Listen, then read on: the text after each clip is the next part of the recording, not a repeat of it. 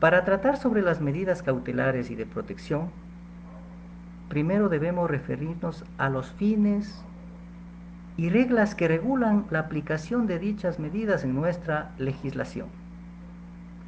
Al respecto, las mismas se encuentran determinadas en los artículos 519, 520 y 521 del Código. No está por demás señalar que las medidas cautelares están destinadas a cumplir ciertos fines procesales y en función de ello, los números 2 y 3 del artículo 519 se adecúan a esta clase de propuestos procesales que tienen como finalidad 2. Garantizar la presencia de la persona procesada y 3. Evitar que se destruya u obstaculice la prueba. De otro lado, están los fines que pueden considerarse penales y victimológicos propiamente dichos, es decir, eminentemente los de protección, que se encuentran en numerales 1 y 4 del artículo 519 de nuestro Código. Y son, primero, proteger los derechos de la víctima y demás participantes en el proceso penal y garantizar la reparación integral de las víctimas. Las reglas que rigen las medidas cautelares y de protección se encuentran descritas en el artículo 520 del Código y son las que puede ordenar el juez en caso de que el fiscal las solicitare, o algunas las puede también ordenar de oficio. Y son las siguientes. Las medidas cautelares y de protección pueden ordenarse en delitos. En caso de contravenciones se aplicará únicamente medidas de protección. En delitos, la o el juzgador dispondrá únicamente a solicitud fundamentada de la o el fiscal una o varias medidas cautelares.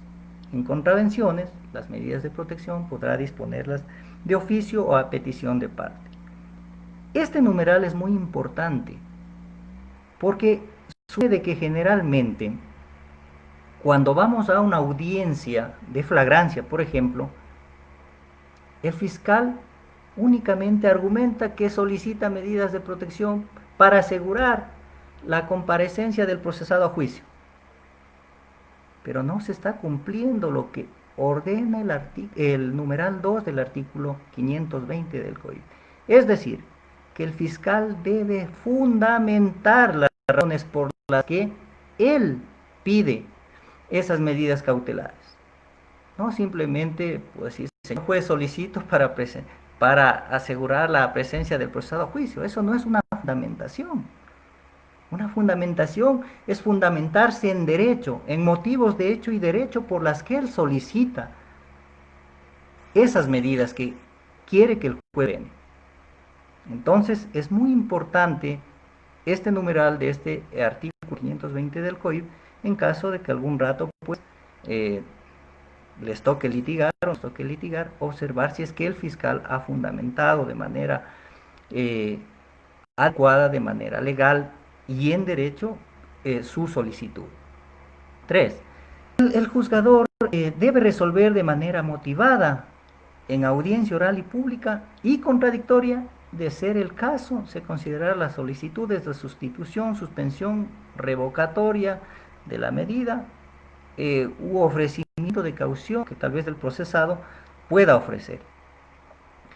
Este es otro artículo importante también, porque el juez, no solo el fiscal, sino el juez también, para dictar las medidas cautelares, debe resolver de manera motivada.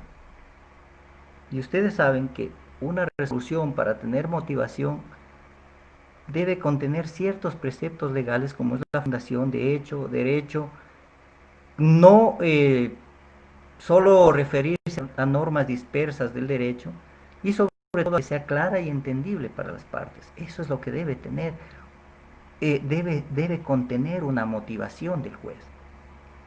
Si es que no hay esa motivación del juez, tampoco se estaría dictando una medida cautelar en derecho y por lo tanto podría ser pedida la nulidad de la misma. La siguiente es que el juez, al al motivar su decisión, debe considerar los criterios de necesidad y proporcionalidad de la medida solicitada.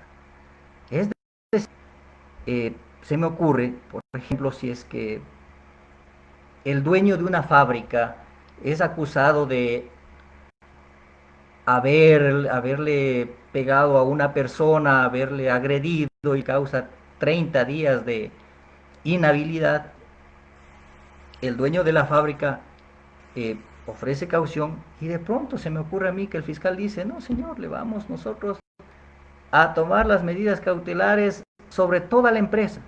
¿Será una medida proporcional? Supongamos que la empresa vale $1.000.000 y el daño físico y todo tal vez no pasa con gastos médicos y las indemnizaciones necesarias unos 30.000, $20.000. ¿Es una medida proporcional? Entonces, también es importante observar estas reglas. Tienen que ser proporcional. Usted, litigante, debe observar que la medida dictada sea proporcional y además sea necesaria. La siguiente, y esto es muy importante, que las medidas cautelares o de protección se deben cumplir inmediatamente después de haber sido ordenadas. Debe ser inmediata. La policía debe ir con el documento y hacerla cumplir de forma inmediata. Esta es otra regla que se da en el artículo 520. Otra regla es que la interposición de recursos no suspende la ejecución de las medidas cautelares o medidas de protección. Eh, Otra regla importante es que en caso de incumplimiento de la medida cautelar por parte de la persona procesada, la o el fiscal solicita otra medida que sea más eficaz para asegurar que el proceso cumpla las medidas dictadas. Y además, aquí viene un precedente muy importante, es que en caso de reincidencia y si es que el procesado hubiera incumplido las medidas cautelares dictadas, no se van a poder volver a dictar estas medidas. Por ejemplo, me refiero el uso del dispositivo electrónico, ya no va a ser posible. ¿Por qué? Porque el procesado ya tiene antecedentes de ser incumplidor de las medidas que el juez ha dictado. Y la última es que el juzgador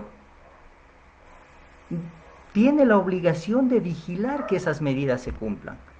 Pero como el juzgador no puede estar pues cerca del domicilio, entonces lo hará siempre con la ayuda de la Policía Nacional. El artículo 521 del COIP nos indica que estas medidas cautelares y de protección pueden ser sustituidas, revisadas, revocadas o suspendidas. El fiscal, el defensor público o el defensor particular pueden solicitarlo si concurren hechos nuevos que justifiquen su pretensión. Sin embargo, tenemos una particularidad, y es que el juez, aunque no se lo considera parte procesal y se entiende que es neutral en todo proceso, en los casos de medidas de protección, sí puede dictarlas de oficio e igualmente, si es que hubieran desaparecido las causas que dieron origen a las medidas cautelares o de protección, o si se cumple el plazo previsto en la Constitución, el juzgador las revocará o suspenderá de oficio o a petición de parte, ejerciendo, claro está, de esta manera un verdadero control constitucional de protección de los derechos del procesado. Estos fines y reglas ya descritos son las que rigen y dan cuerpo a las medidas cautelares y de protección. Los mismos deben observarse por fiscalía o por el juez principalmente. Sin embargo, corresponde al defensor privado en ejercicio de la defensa hacer un escrutinio estricto de que sean correctamente aplicadas, pues es justo aquí donde usted como abogado alegará si la petición de las mismas por parte de fiscalía o parte interesada es necesaria, proporcional, y si en efecto podría el juez dictarlas o no, más allá del control de legalidad que pueda hacer el juez.